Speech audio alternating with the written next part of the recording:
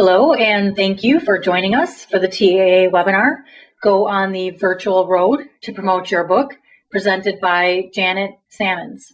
Janet is an independent researcher, writer, and consultant through her company, Vision to Lead, Inc.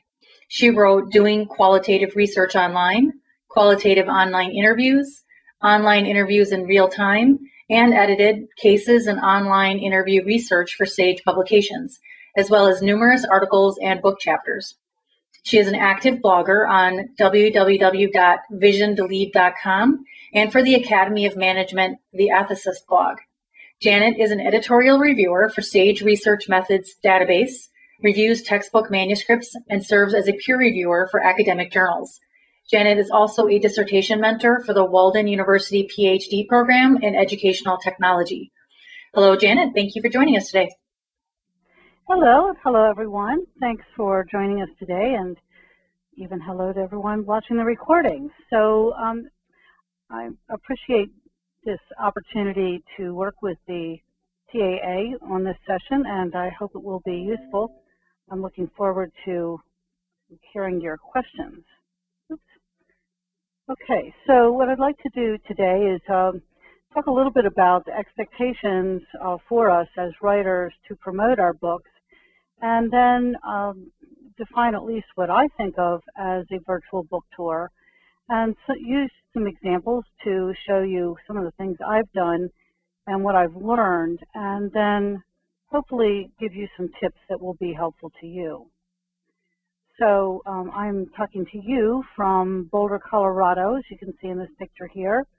And I've been using this idea of a virtual book tour to talk with people across the globe about my books. And it's been a very interesting experience. And so that's why I wanted to share it with you and hopefully provide some helpful tips, but also hear some of the issues and examples you may have from your own experiences.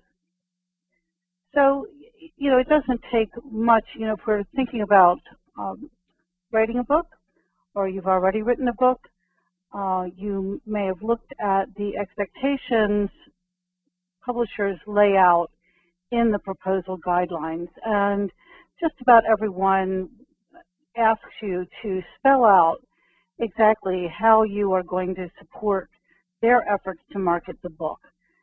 Depending on the publisher, it may be really almost entirely up to you, or it may be that the publisher has their own active campaign and will expect you to assist them. I thought this quote from Routledge was interesting and really points to the value of the kind of activities I'm going to discuss with you today.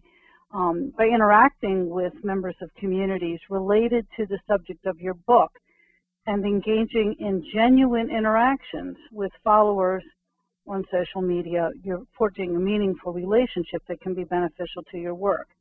Now, if you're someone who is thinking about publishing your book using a self-publishing channel, then of course it's entirely up to you to think about how you're going to promote your book.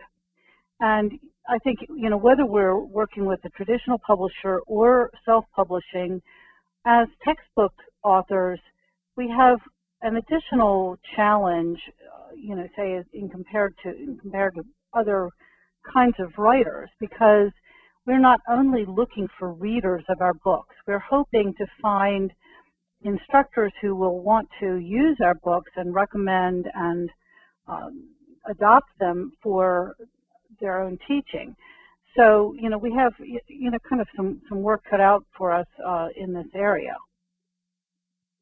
So here's how I'm defining a virtual book tour: as an online opportunity to interact with present and future readers, and hopefully to generate some interest in the content of your book, to create a connection with readers, and to motivate instructors to adopt, assign, or recommend your book. So looking at kind of different levels of readers and those who might use your book, but really to engage with them in some way online. So if you went on Google and asked for other resources about virtual book tours, pretty much what you would find would be descriptions of the first one listed here, the blog tour. And so what this means is that, as a writer, you find blogs and online communities of different kinds that, places where the readers who share an interest in your topic congregate. So if you're writing a fiction book, there are lots of kind of book reading, book group types of websites and online communities that serve those kinds of readers. And so people who write fiction books, novels, and etc. Will go to those kinds of sites and ask them to allow them to kind of get a little attention of their readers by posting guest articles or podcasts, in some cases, some media, perhaps offering some kind of contest or discount or giveaways to people who are reading the articles. And that's certainly an approach we can use as textbook authors as well. There certainly are academic blogs. It's an increasing area for academic writing. So, this is certainly an option we can consider. Another option would be discussion forums. And so here, thinking about, more defined areas of discussion, either a more particular online community or even a discussion forum in an online class. So, finding instructors who are interested in your topic and would allow you to provide, say, kind of a guest lecture or a guest response to students in their classes. So both of these would be asynchronous type of options. So, here we're not in real time. We're posting materials that people are reading and hopefully responding to the questions they may post. Then we can also create synchronous events, and those could include webinars, presenting material from your book or about your book, creating online events like the one we're in right now, where you have a chance to talk about the things that are essential to your book or that you feel would be compelling to that audience. And, again, trying to build an interest in what it is you're writing about. Or perhaps you find groups that actually are holding online meetings. It might be, within an organization. Perhaps it's a teaching and learning center of a university or, some other group, part of a professional association such as we have here, and, trying to, create an opportunity to participate or give a presentation in that kind of online group. So I want to share some examples that I've used, and basically I've done all of the above. So for my first book that I was trying to promote, it's called Online Interviews in Real Time, and this came out in 2010. And so one of the challenges I had with my books is, and that I continue to have, is that I'm dealing with a whole new kind of subject area. So I'm not only trying to get people to, hopefully use my book and adopt them, but, the instructors may really not be that familiar with online research to begin with. So I'm trying to make it, say, a little bit more comfortable for them to use my books. I mean, that's my goal. So for this first book, I had a book release party online that was a webinar where I talked about the kinds of principles that I introduced in the book and tried to create, kind of a, fun event around it. So serious content, but also trying to create a kind of a sense of kind of fun and excitement. Then I also did a presentation in Second Life, and you can see my avatar here with the book cover, and this was quite a feat, I must say. But there was a library site in Second Life where they offered book talks, and I thought, well, what the heck, why not? So there I am, presenting via my avatar. So here was just a slide from my book release party, trying to get a little buzz and excitement around the idea. So then, second book, which is actually kind of a new edition of the first book, new and expanded edition of the first book, I went a little bit farther. So here I tried to create a number of really kind of teaching and learning events around the book. Again, I wanted to reach people who are faculty members who teach this kind of subject matter and provide them with some materials they could use to teach, this kind of approach to their students. So that was my intention. I partnered with an online community called Scope. I don't know whether any of you are familiar with Scope, but it's a fantastic international online community of graduate students primarily and college faculty across the world who are interested in all different kinds of uses of technology in education and higher education. So they hosted the seminar. I offered it on their website, and as you can see, I had a long seminar from May 1st to 16th of that year, and included a number of synchronous and asynchronous events during that time. I also offered, as you can see in the top paragraph, some webinars, discussions, tweet chats, all kinds of different events around the book. And here's a list of some of the events. So one of the strategies that I've used here is, not only that you have the event itself, but the online discussion of the events. So using the promotion of these events, as kind of another communication opportunity to let people know what the book contains.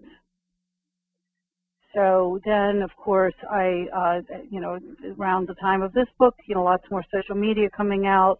So I have a Pinterest board, I've got a YouTube channel, I've got a Facebook site, and of course, a Twitter account. So using all of these channels to create materials, post materials, and then link to those materials in the book tour events. Now we're up to the third book. And so this time I decided that I, build on what I've learned from the last opportunities and try something a little bit different. What I wanted to do was, really to describe it as a virtual book tour, and then, to use the promotion of the book tour itself to get the word out about the book. So what I did with this one was to identify 3 topics, and I don't know if you can see up at the top of the infographic, I gave the people who are interested in hosting a webinar free, so you get a free webinar with me and a free Q&A about the topic for no more than a week. So I really tried to define what I was going to offer anyone who's interested in hosting a stop on the tour. So I gave them 3 choices for webinar topics. And then on a separate handout, which I'm happy to share, I described each of those topics in more detail and also tied them to chapters of the book. So subtly trying to connect the topics of the presentations with the chapters in the book. So this tour is still underway, and so far I've, as you can see, I've done presentations in Ireland and Scotland and the UK and South Africa, and more on the way.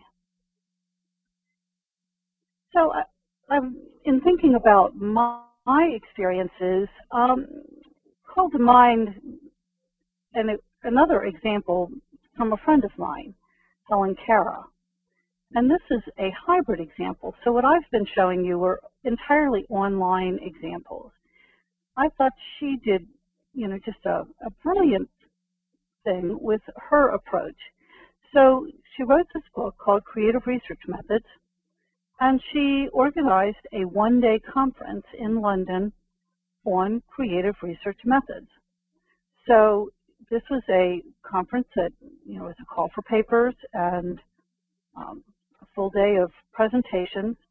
So she had a live face-to-face event that then became a springboard for lots of online activity to complement that face-to-face event. Now, think about it for a moment. If you are seeing the call for papers around creative research methods, then, one of the messages that comes through to you is that, hey, this must be something people are doing. If they weren't, there wouldn't be enough of them to put on a conference.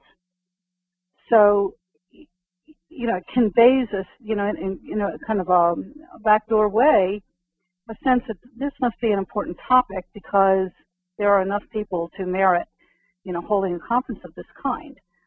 Then it also allowed her to get, other groups and other organizations and other bloggers and writers and all different kinds of people to promote the call for papers and to promote the event, and then after the event to write about the event. So, think about the first example I gave you about the blog tour, where you as a writer are, going to various other websites and trying to, get your work in there, get your work in front of the readers of that group that you've identified as a group of potential readers for your topic. Well, in this example, she created something that inspired other people to do the work for her in a way, because they were writing about her event. So that created a lot of good buzz. So thinking about all of these experiments, because I've just been trying things out to see what I could find. What have I learned from doing this? So I guess the first lesson is to set clear goals and identify the important audiences you want to reach, and then to find key individuals who might be interested in collaborating with you by defining the scope of the activities or the events or the options. In other words, what are you offering to those individuals in exchange for their roles, to kind of open the door and give you some visibility to the people in their group or class or organization. So, having something very clear that you can offer and that aligns with the goals you're trying to achieve. While the asynchronous approaches, like the more conventional blog tour approach, certainly may work, and I don't discount those. But I would look for the high-touch options. Where can you really interact with people? And create some sense of, who you are. I mean, how, why should they be interested in staying connected with you, looking at not only the book that you're talking about right now, but maybe the future book? With my tours, some of the same groups were involved with all three of these tour events because they thought it was fun. The people in their organizations enjoyed it. They, saw some value in it. So those kind of high-touch options allow you to build a network of people who will, help to continue to support your work. And certainly, you may find that you're helping them as well as time goes on and building a real network, a community of practice in a way in your own field. So that kind of connection is more possible with those synchronous events that allow you to really communicate a little bit more about who you are. When thinking about the virtual book tour, I couldn't help but think about some of the face-to-face book tour events I've attended with authors, and hearing a little bit about their life story or why they decided to write about the topics they chose, etc., kind of made me feel like, hey, I know that person, and I'm interested in that person, and the next time another book comes out, I want to read it because I want to see what she's doing or what he's doing. So, how can you create that kind of a rich exchange in the events that you plan? And then, in terms of the kind of nuts and bolts, there's certainly a lot of communication involved. In particular, arranging for synchronous events, inevitably, there's the scheduling, the arrangements to do with the presentation technology, and all of that involves a lot of going back and forth. And one of the things that I've noticed in the book tour I'm working on right now, I've lost a couple of people. They'll write to me and say, yes, I'm interested, and I write back and define very specifically, what I need from them, and sometimes they respond and sometimes they don't. It's, of course, that's just part of, any process. You're not going to have 100%, return on anything, but, having that, kind of very responsive communication style is certainly helpful. And then, even though we know that we are trying to promote our books, to avoid, any kind of a sense of it that it is a sales pitch or a sales talk or a sales presentation, unless that is, really the audience you're going for. I mean, if you were presenting to the bookstore association, then, that might be appropriate. But for everyone else, I think, trying to be a little bit more subtle about the fact that you're selling the book is more effective. So, I try to focus on the subject matter of the book. I want to get people excited about the subject matter of the book, so they will want to read the entire book, and so they'll think, about using it with their students. Think about what kinds of additional resources you might want to provide. If you have a website through your publisher with ancillary resources, then linking to that can be good. But highlighting resources that are specific to the topics you're discussing can be helpful.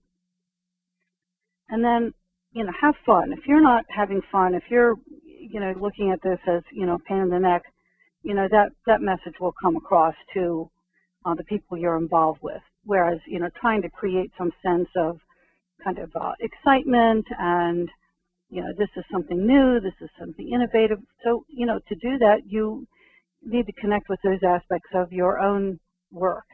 If you're thinking, well, hey, this is just another edition of the same old textbook I've been presenting for the last X number of years, it's going to be hard to get someone else excited about it. So, what is it that's exciting about this to you? Where do you see this writing, really having some potential to make a difference for the people who use it? And, how can you share that sense of enthusiasm?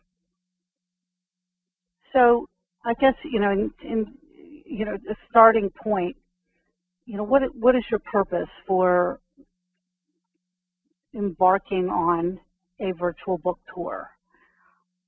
What purpose does your book, offer? Are you, is this something that is going to be a resource material, reference material, some kind of, more of a background, or, perhaps a reference that people are going to use on an ongoing basis? And I think about some research methods books, or, guides, manuals, things like that, that, you know, not necessarily assigned as a textbook, but can provide a resource and maybe something that, you know, the individual holds on to beyond a specific class.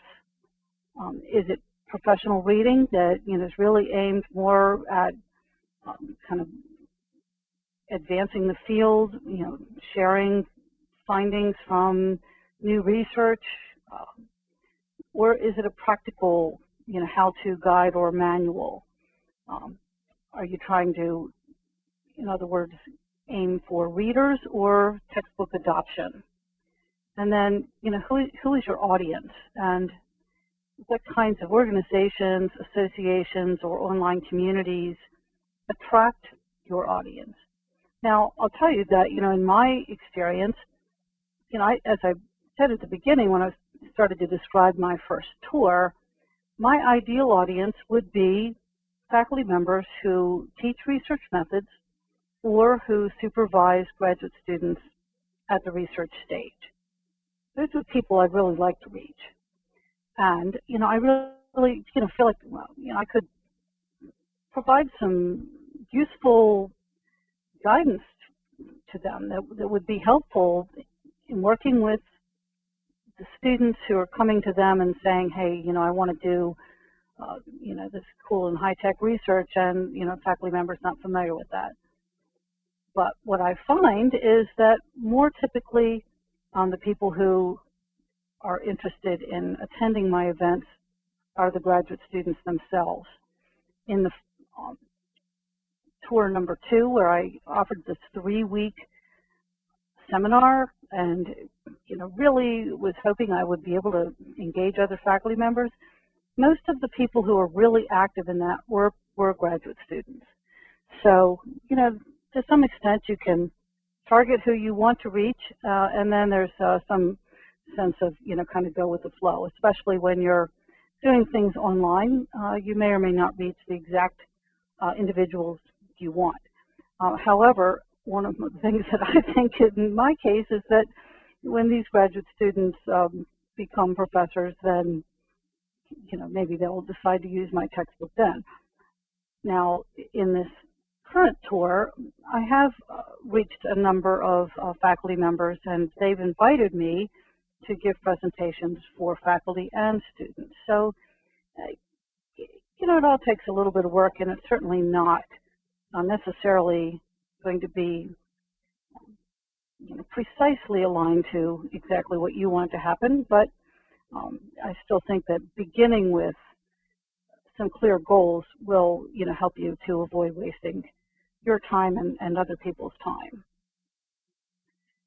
So I've presented a lot of ideas here, and, you know, I'm really interested to hear, you know, what thoughts you have. Have you ever tried anything like this, or have you thought about it, or are any of these approaches intriguing to you? You would like to, you know, hear a little bit more explanation for?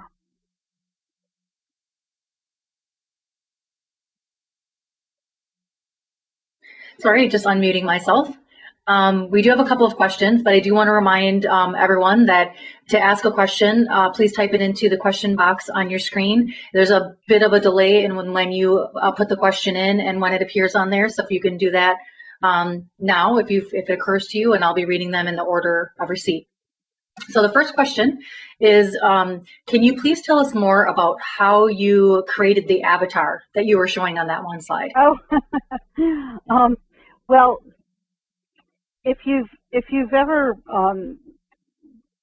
tried to go into Second Life, you have to. Sorry, I was trying to go back the other direction here. Let's see. All right, back to my.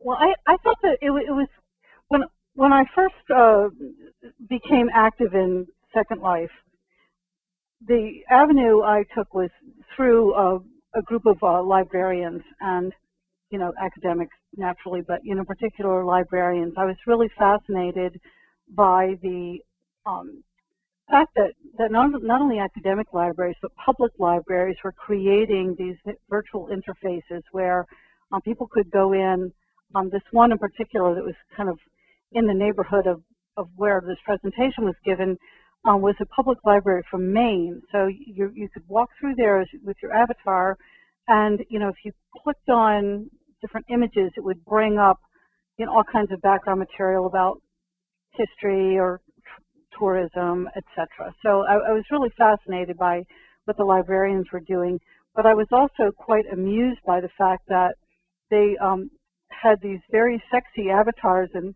I guess, I was like, I'm too modest. I couldn't, this is just outside my comfort zone, even in my avatar. I just thought, this doesn't match up with. Now, I don't know what happened in this particular picture, because you can see that my feet are missing. But I had when I started going into Second Life, to this initial conference that I attended with all of these librarians and academics, some of them kind of said, well, hey, we need to take you shopping.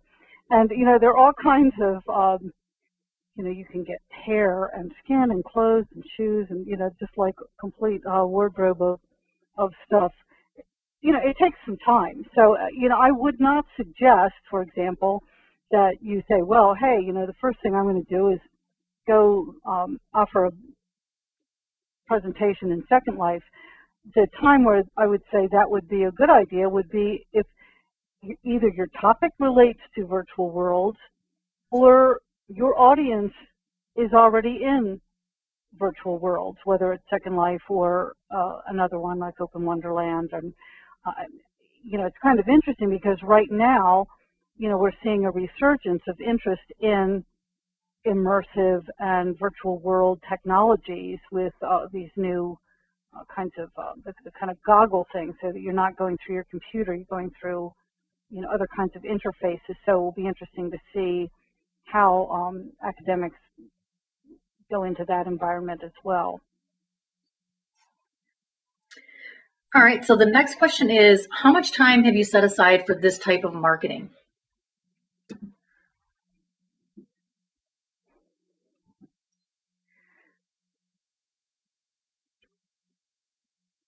It's hard for me to quantify exactly. I mean, I would say that with this first one, I really just gave a couple of presentations.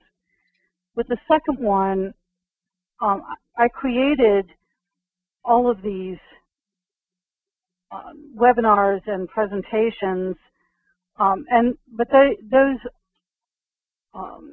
events used a lot of the same slides and kind of concepts, etc., that I was using in the media pieces I'd created for the book's ancillary website. So it's not like I was just inventing these only for the purpose of the tour and they didn't have any further use. So, these were materials that I was developing for the website, and so they were kind of multi-purpose to also serve for the tour. This discussion forum project, that was, I would say, a bit more labor intensive. Now with this, having, lived and learned, this time with the new book, like I say, I created this infographic with the step-by-step, okay? Choose your topic, contact me, and in the email that goes with this, it's kind of like, if you're interested, here's your responsibility. If you want to host an event on this tour, you need to do A, B, and C. Gather the group, etc. Get the information out locally. In other words, I just want to deal with the contact person. I don't want to deal with all of your participants. That would be too labor intensive. And I think that this has gone. It's gone very well. It's hard for me to put an hour, time on it. Again, it somewhat depends.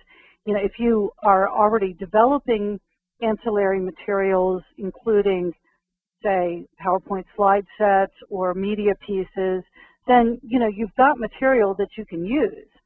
So, then, that would be the good, you're not inventing new material to use on the tour.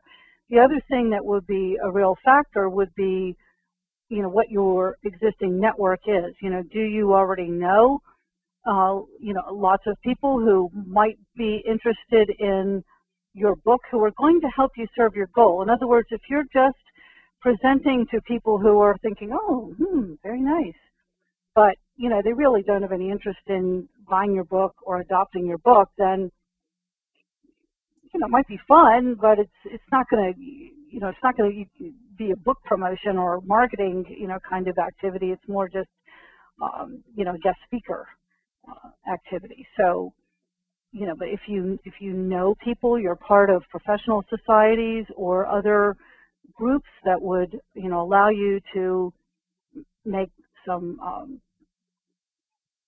kind of viable presentations or get into their online community, etc., then that's certainly time saver. If you're having to invent all of this from scratch, then I would say, let's just say, for example, you've never done anything like this before, and you don't have an existing network. Maybe you say, I'm going to offer 3 webinars, and I'm going to write 2 or 3 kind of little short article, blog post type things that I'm going to try to get either in some appropriate online community, or I'm going to post them on my own blog or on some academic website or something like that, and just keep it really focused, and just try a couple of things, see how that goes, and then you can go from there.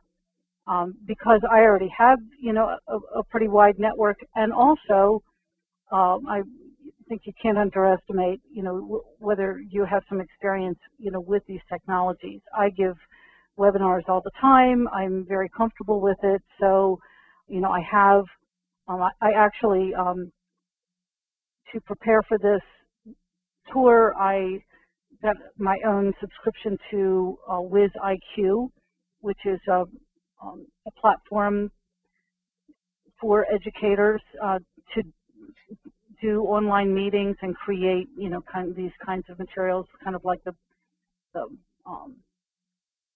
GoToWebinar we're in here right now, a little bit different, more similar to, say, Adobe Connect or Blackboard Collaborate, but that kind of thing. So I did invest in that as a tool because I like doing the synchronous events, but I think be realistic about where you are to begin with. If you've never done anything like this at all, then try to be more targeted and see how it goes, see what the response is, and then you can kind of build from there. One of the questions is about how do you muster participants for the tour, but I think you mostly answered that. You were talking about how to build your base, and then in this third tour, you were actually putting that on the actual people who wanted to do the tour. They're mustering up the participants, correct? Right. So with this current tour, I created this infographic that you can see on the screen, and I put that out by Twitter and all these different social media channels, both kind of my own channels, and then through different say kind of research-oriented organizations would pick it up and send it out, retweet it or forward it or whatever. I also put it on some email lists for, like, say, the Association of Internet Researchers and groups like that, where, in other words, organizations that would be reaching academics in my particular field. So you have to think about, who those groups would be for you in your own field. And then I tried to be very specific about what I would say. Well, I'll give a presentation to anybody you want to bring together. Whether it might be faculty, could be independent researchers, could be students. I prefer to have a minimum of 10. Just thinking, well, I don't want to go give a presentation for 3 people if it's only so many hours in the day. I'd rather have so laying an expectation that these individuals would pull together the group, and that they would then also communicate a little bit with me around the technology. For example, I had some groups where they would, one person logs in and it's projected on a screen, and then with other groups, it's, the people are dispersed or everyone's logging in with their own laptop. Well, that makes a difference on my end in terms of, having the technology. Technology is kind of sold by, how many participants can you, serve with that session. So, trying to make sure that the questions that I need on my end would be answered. Again, with this approach, I'm really looking at trying to give webinars. Now, I've also done, with one of the groups, this person is actually teaching online qualitative research. I mean, just like right on my alley. So she invited me to be a guest in her class, in an online class, and so I logged in and participated over the course of a week, giving feedback to the students about their, posts on these topics. So that was a little bit different, but the other ones, really looking at, giving a one-shot presentation, and of course, I also thought, well, if people are interested in other topics or they attend my webinar and think, wow, this is fabulous, our entire faculty needs to know this, then, maybe they would invite me on a consulting basis, in which case they would then need to pay me. So, that's something I haven't talked about here, but, certainly, could be a, kind of a stepping stone towards some other kinds of consulting opportunities. Okay, so the next question is, what kinds of resources do you think are most effective? Handouts, sample chapters? Well, certainly sample chapters are, most publishers will provide sample chapters. But I think that say, so let's, think about your audience and what you want them to do with your book. If you want your audience to include faculty members who are going to adopt your book as a textbook, then the kinds of things that I would post in this sort of blog tour things would be kinds of exercises, activities, sample syllabus, some of those kinds of things, like, what can you do with this book? So yeah, it's great to see this sample chapter, but I'm thinking, hey, I'm already teaching, research methods, and, why would I add this in, or how much trouble is it going to take me to figure out what kinds of discussions or activities I would do? So if, you give them some ideas about how they might use your book and what would be really interesting and exciting about using this book. Well, this could be the basis for some, interesting team activities, or, service learning, or, something else that they may be trying to achieve. So I like to include some of those kinds of materials, in addition to, say, just linking to the sample chapters. I've created things like I say, I'm giving you the examples from my field, and you have to think about, what would work for your field. I've created a bunch of little short, like e-research tips. So here's a page, it's a one-page handout, e-research tips on informed consent, e-research tips on recording the interview, or, whatever, the, sort of very short and sweet, kinds of handout types of things. So again, trying to give people materials that they might think, oh, hey, if I decided to use this book, there's lots of good materials that I could use that would make my class more interesting. Do you have any thoughts about didactic versus more interactive webinars?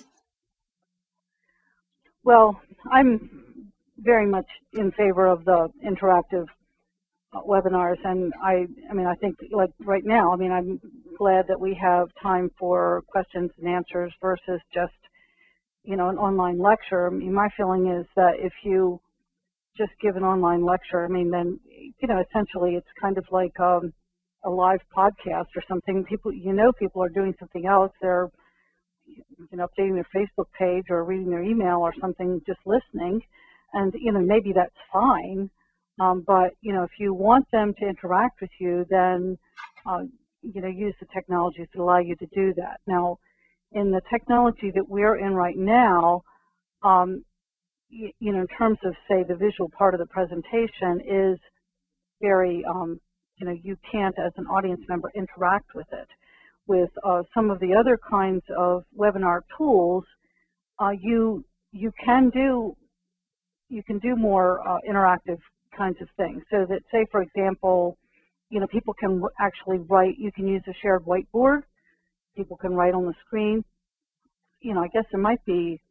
Not sure whether this GoToWebinar has a shared whiteboard, but let's say, for example, you could put up the shared whiteboard and say, okay, write on the whiteboard and tell me what's the biggest challenge you're facing when you're trying to teach literature, whatever your topic is. And then you could kind of go through them and say, well, okay, somebody said that writing skills were part of their challenge. Well, you know, here are some of the things I've talked about in my book that might help you address that challenge. So you can use, you know, kind of create some interactive activities that, you know, help you to respond to the interests and queries of the participants and tie those directly to, you know, materials in your book. You know, in Chapter 5, I discuss that topic, and here are some of the things that I've talked about there, or whatever. So, you know, I think that interactive is great. I'll just say one more thing about that. When I first started, and this online interviews in real time kind of grew out of my initial experiments with online interviews, and I was using what was then called Illuminate, that is then was later bought by Blackboard and is now Blackboard Collaborate. So Illuminate, that was like my one experience of having a corporate sponsor. They gave me a webinar account to play around with and experiment with. And so the guy from Illuminate who trained me said, if you want people to pay attention, you want no more than 3 or 4 slides in between interactive activities with the participants. And so, you know, their tool was really designed for that. So whoever it is that asks that question, what I would suggest is if that's something that you want to do, then you want to choose your webinar tool, a webinar tool that will allow you, you know, more kind of interactive features. All right, so the next question is there a value in recording webinars and posting them for viewers on an author webpage, or is it better to do them all as live events? Well, I think it's kind of an all of the above. I mean, you think about, you know, our event here now, you know, we're doing this event, and, you know, there are people who are busy doing something else and couldn't be here, but might review the recording, you know, at a time convenient to them. And one of the things I like to do is a kind of a combination approach of, say, if you've got the live webinar, you've got question and answer and interaction during the webinar, and then post the link and have an opportunity for further questioning in a discussion forum. So, you know, that's another way that you can keep people engaged. So, you know, people view the recording and have a question, or, well, what about this? They could post that question and you can respond to it. So I think, you know, recording webinars is a good idea. You know, I don't have any research about, you know, how many people actually review recorded webinars, but it certainly seems like podcasts and those kinds of things are very popular with lots of people. So I think it's certainly worthwhile. I mean, look at YouTube. YouTube is one big repository of stuff people have recorded, and seems to be a lot of traffic going there. So that's the other thing. I post links on.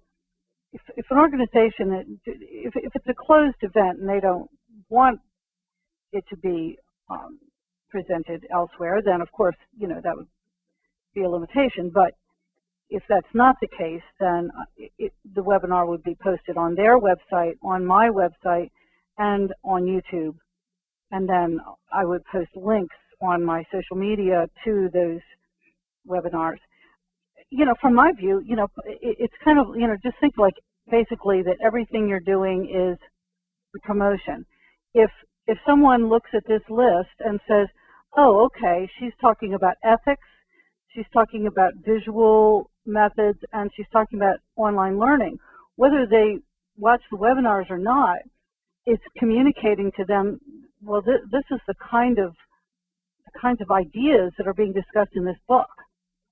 So, just, think of that, any time you are posting something, listing something, whatever, do it in a way that is getting across a message about your work that's showing, oh, okay, well, gee, I just thought qualitative online interviews would just be some kind of a how-to manual, but now looking at the stuff she's talking about in these webinars, there must be more to it than that.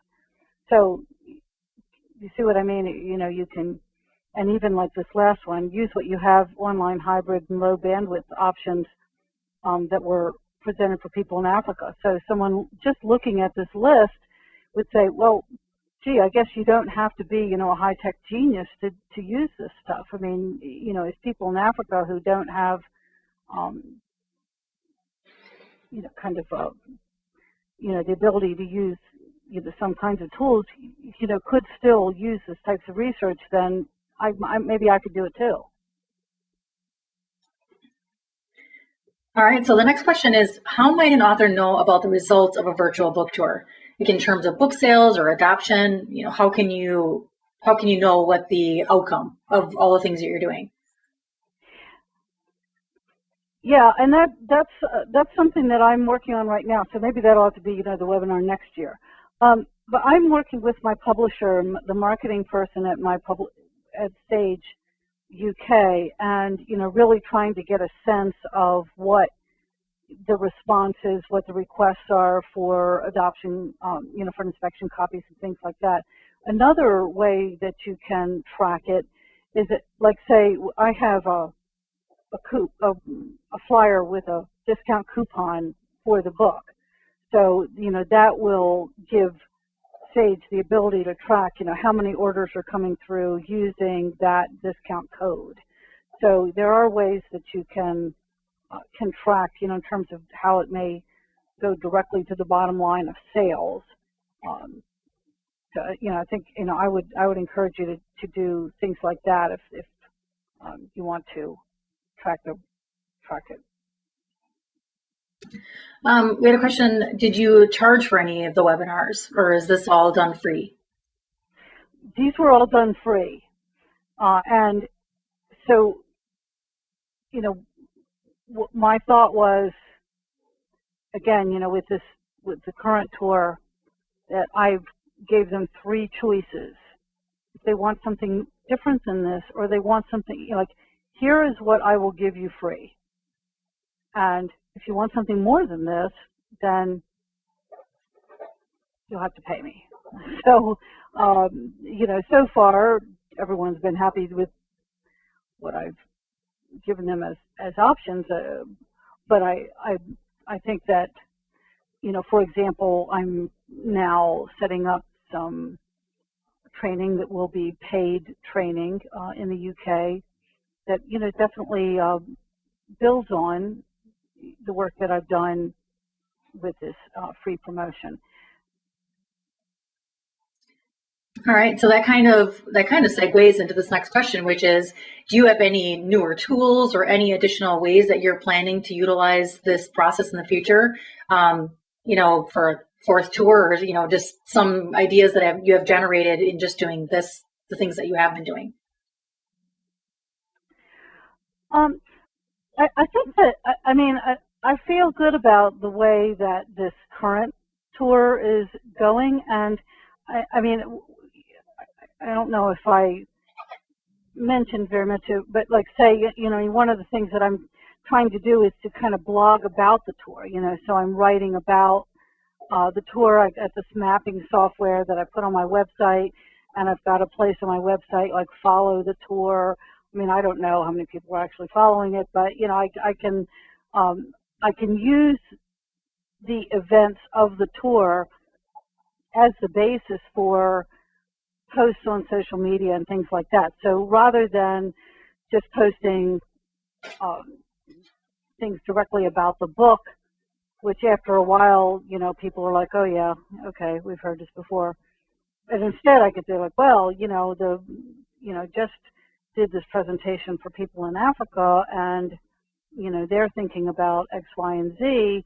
That, kind of creates more interest, and, hopefully will, kind of add another dimension to it. And I think, that's something that I want to do more of as I go. I think that, as I, like say, some of the partners I've made in this tour, particularly, a couple of instructors whose classes I visited and who are, teaching courses directly related to this stuff, I would like to partner more collaboratively with them in the future. So, thinking about, and how can I work with other educators or other researchers or other authors to do things that might be beyond the scope of what I could do by myself. But I think that this approach, depending on what you have access to, this second tour where I did this, I basically offered like a 3-week class. That was, a huge amount of work, and I would say that, I don't have any regrets. It was a learning experience, but that's probably not something that I would do again unless it was, say, a paid class that people actually registered for and committed to taking a class in this topic. I don't think that I would just offer something of that scale as a drop-in kind of basis. It's just too much work. So, I think, you have to think, like, what's your personal style? If you're somebody who is, who likes writing these, kinds of short articles, or maybe recording podcasts, find somebody who might interview you for a podcast. I was interviewed for a couple of education people who have like education websites where they do podcasts, interviewed me and created podcasts. So then they could use the podcast, and I could also link to the podcast. That seemed like a good avenue. But if you're someone who's thinking, well, I'm just going to create like 6 items, 3 articles, a couple of podcasts, and a collection of exercises about the book, and then kind of shop them around, see where I can get them in front of people, and that's what you want to do. I like talking with people, so that's why for me the webinar approach is a good one, because I feel like it's I'm able to connect with people, and it's just a lot of this is just your own personal preference and comfort level, and also what the topic of your book is. My books are about using technology and using all kinds of technologies and multimedia stuff and all this kind of thing, and so I need to walk the talk, so to speak. But that that may or may not be the case with what others who are in this session may have. So, think very much around, what is it that, what's your book about, and, what you're writing about, what's the discipline, what's the subject matter, and what do people in that field, what's your audience going to be most receptive to? Are they going to attend a webinar, or would they rather read an article? All right, we are right at the top of the hour, and we do have a few more questions. Do you have time to stay on a little bit longer? Sure. Okay. So the next, for those of you who can't stay any longer, we are recording the session. It will include the Q&A, so you can always go to the website and listen later. If you need any help finding it, please just reach out to me. My contact information is Kim Pollock. My contact information is on the TA website. So the next question is, have you tried or considered a subscription model?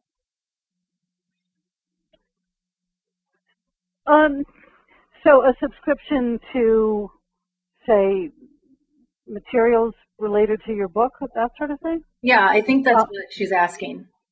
I haven't tried that, but I think that would be a really interesting idea. So yeah, I think that would be viable, especially if you could have some kind of channel to keep people engaged, and perhaps inviting them to also share. So if it's something like learning activities, syllabus,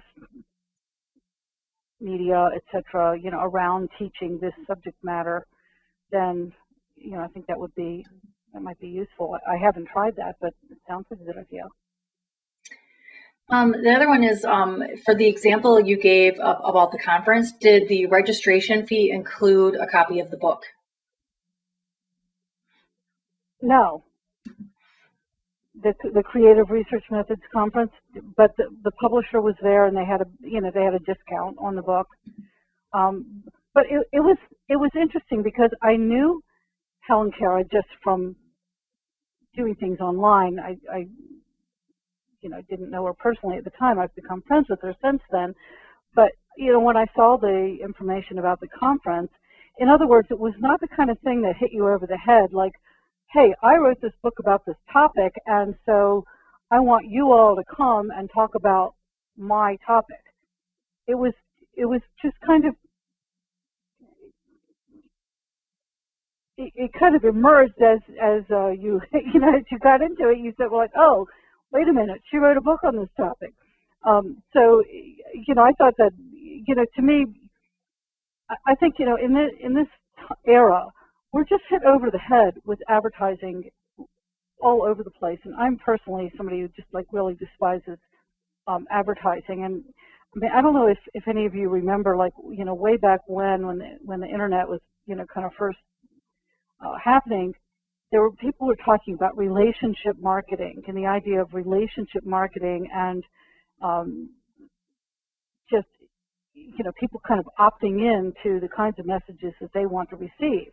Well, we do have that today, but we also have basically, every flat surface is covered with advertising from somebody everywhere you go. And I think people are really turned off by that.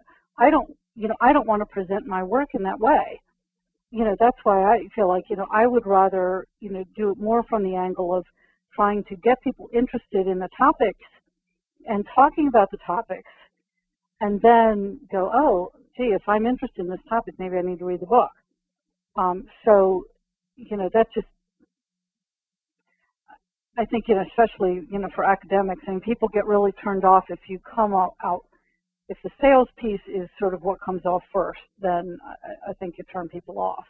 Whereas if you feel like, hey, here's somebody who is, really excited about what they're doing, and they've got all these cool ideas and materials, and, I want to know more, then, that, I think, attracts people to your work. And I like the subscription idea might attract them to, be engaged, over a period of time, beyond just reading one book, because, with any luck, you're not only writing one thing, you're continuing to do work, and you may want to kind of build your audience.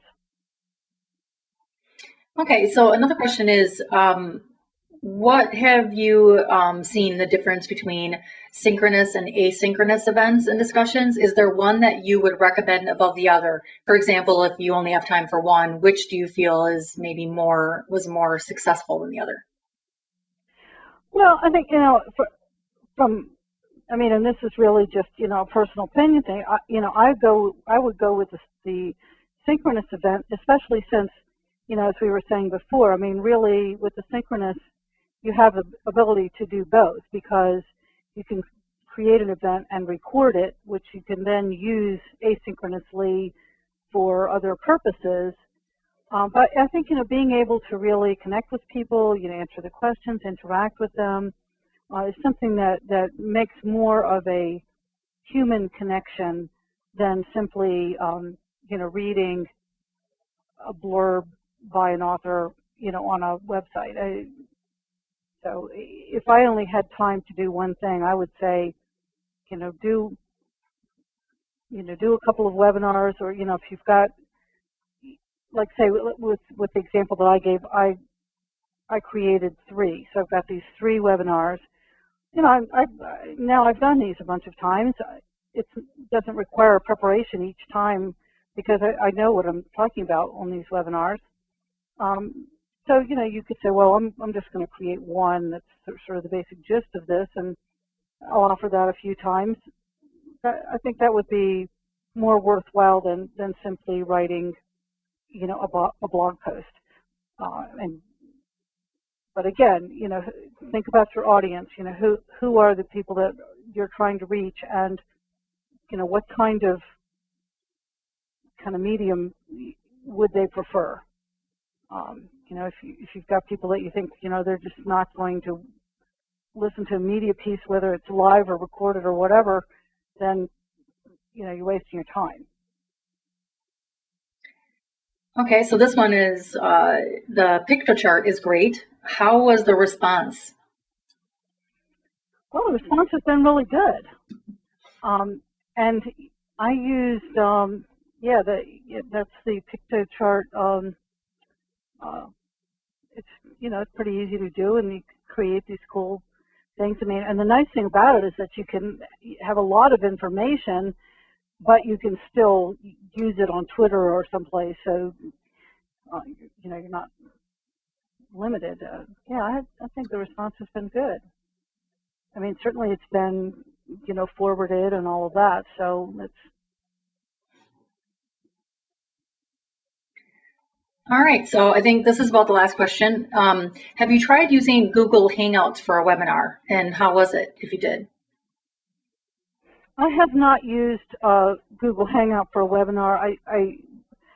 So I really can't say. I've only used it with very small groups, and I think that would probably be what I would recommend. Similar. I think it's more similar to, say, Skype, where if you had a small group, that might work. I was talking with someone recently who was trying to use it in online meetings with, I don't know, like a half a dozen people, and there were the images and the functionality was somewhat degraded. So I'm not sure about that one. Zoom, if you've ever heard of Zoom, something that was just came to my attention recently, and it's free too. So that it seems like a pretty good tool. You really have to read the fine print, because with some of these tools, the free version does not allow you to record. And my advice in looking at web conferencing tools is that you want as few kind of moving parts as possible, because with everything you add, you have yet one other risk that something could go wrong, and that would be unfortunate. So, I like to get something where the recording is built into the tool. So if the free version doesn't allow you to record, then that's probably no good. But, a lot of these kinds of tools will allow you to, say, just subscribe for a month or two. So if you're doing, say, okay, I'm going to do my virtual tour in September, I'll just pay for September. Then, that's, that can be, affordable. Like I say, I'm using WizIQ. So I've used it as a presenter doing webinars in online conferences for a long time, and that was, pretty easy. Right now I'm actually trying to create a little paid mini course, and which is another avenue that kind of, goes back to some of the things we talked about before with the, trying to create a kind of more substantial learning experience around the topics that you're writing about.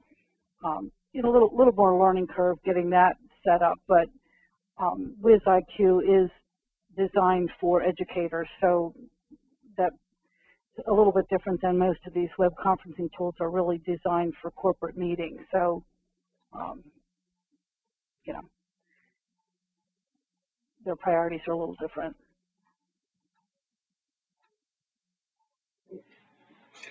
All right, well, that's all the questions we have. So again, thank you, Janet, for sharing your expertise with us, and thank you all for participating in today's presentation.